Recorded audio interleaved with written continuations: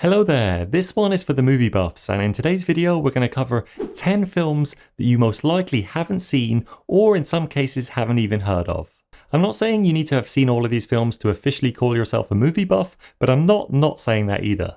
In the odd chance you have seen some of these films, definitely let me know in the comments how many of the 10 you've actually seen, and also if you have additional recommendations. And kicking things off at number 1 is Moon, which covers the idea of identity, isolation, and purpose told through a lone astronaut working on the surface of the moon. We see on numerous occasions over the course of the movie the dedication and passion of this astronaut played by Sam Rockwell.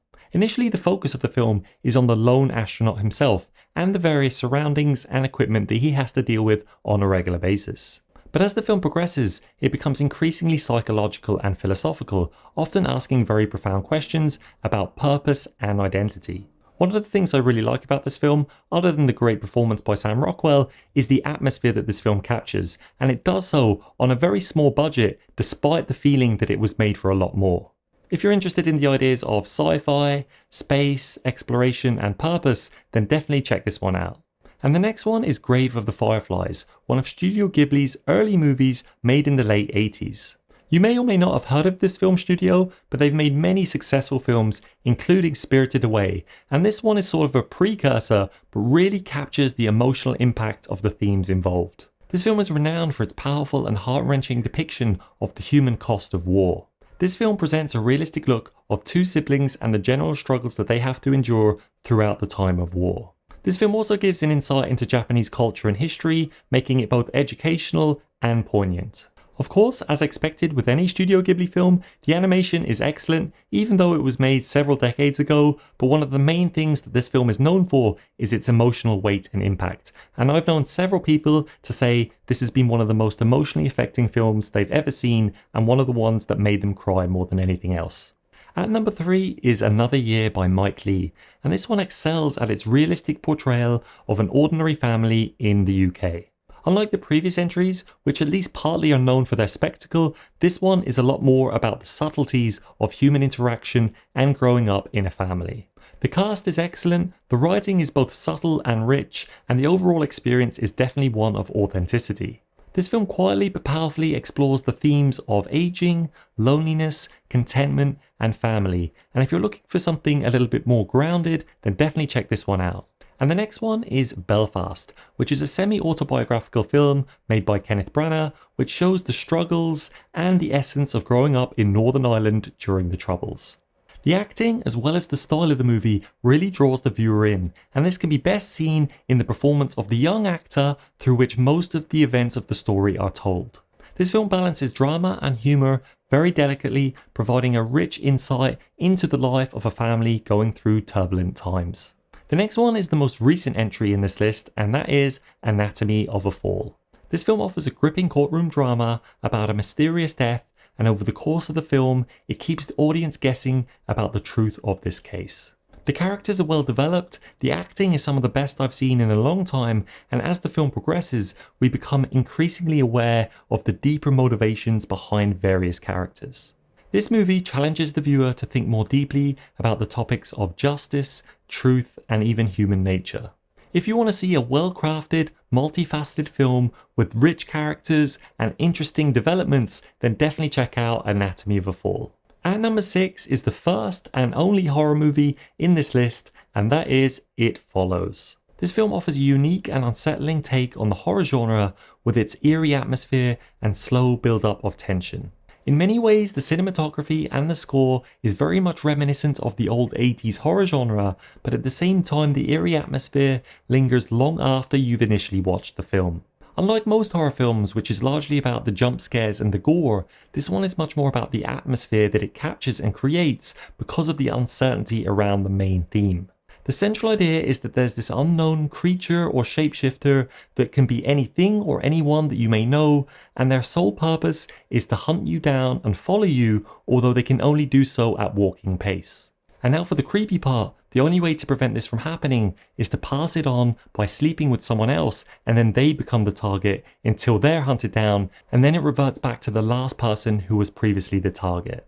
I remember coming out of the cinema after initially watching this and feeling that subtle sense of dread when you notice a random stranger walking towards you at walking pace.